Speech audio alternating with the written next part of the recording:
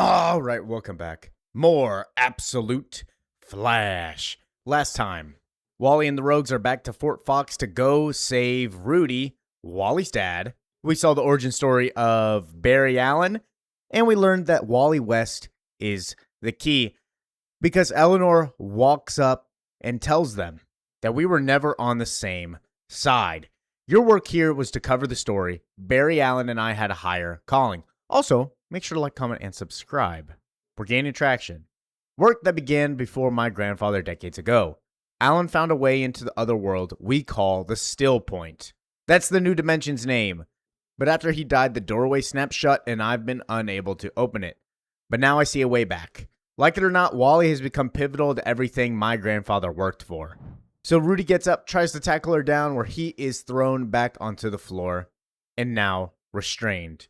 And when asked about Captain Snart and his team, she says, I don't care. They gave up their lives the moment that they went rogue.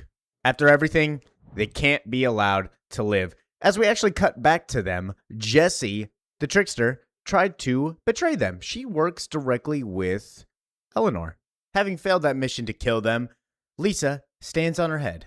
Digger sends out recon because Captain Snart is the leader that these guys needed. So all recon's been sent out and they're planning on what to do next. Grodd takes Wally to the corner and tells him both of their dads are trapped in the facility. And then Wally promises to free Grodd's father. And Snart starts to notice that the temperature's rising. It's getting hotter. As Heat Wave sneaks out of there, it's McRory. He begins to attack. Trickster gets free and escapes. Wally says, I can just do the same thing I did in Central City. I can absorb his powers. And Snart says, no, not this time, kid. Go find your dad instead. As he shoots his gun, trying to protect Wally, and he races off. While this is all happening, Eleanor is watching through Trickster's goggles and says, disengage, follow the boy, Jessie. Grab Wally West.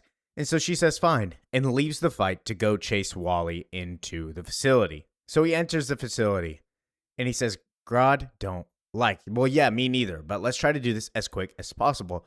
And he looks by and sees the past happening right in front of him. Barry and Wally are walking through right in front of him. This is a replay of what we saw in the first issue of the story. And so Wally chases him from behind. And while he's doing this, he's seeing more and more remnants. He sees another version of him standing there saying, Dr. Barry Allen? Another one still walking with him. And then a version of him standing there asking if his dad is okay, telling him that he thinks he messed up.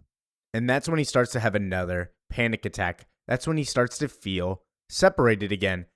And so he tells Grodd, I don't know what's happening, as him and Grodd talk about their fathers again, where Jessie throws a bomb to try to get him. And that's when Wally sprints off again with the order from Eleanor to Jessie to get him cornered, make him feel threatened, get him to Wally's lab, and his power will do the rest. Where, yeah, Wally does go into Barry's lab. And while that's happening, the rogues are continuously fighting Heatwave, shooting him with the freeze gun, hitting him with the boomerangs, hitting him with the batons from Lisa. And he says, there's nothing happening. Our stuff just keeps melting. As Boomerang goes boom, boom, boom with his boomerangs, all continuously falling apart. And Heatwave stands there grabbing them, screaming, yes! Guys, we gotta retreat. But before that happens, it starts raining. And then he gets struck by lightning, putting Rick Mori down for the count as Weather Wizard shows up and says, hey guys, what did I miss? He's joining the rogues. Let's go, Weather Wizard. And in Barry's lab, Wally walks in, repeating the death of Barry Allen in his eyes.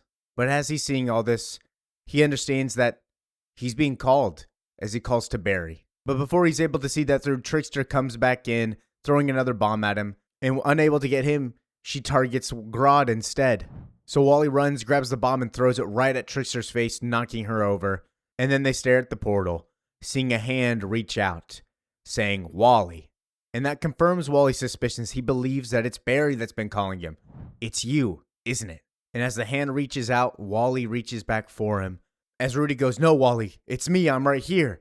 But what emerges is not Barry Allen.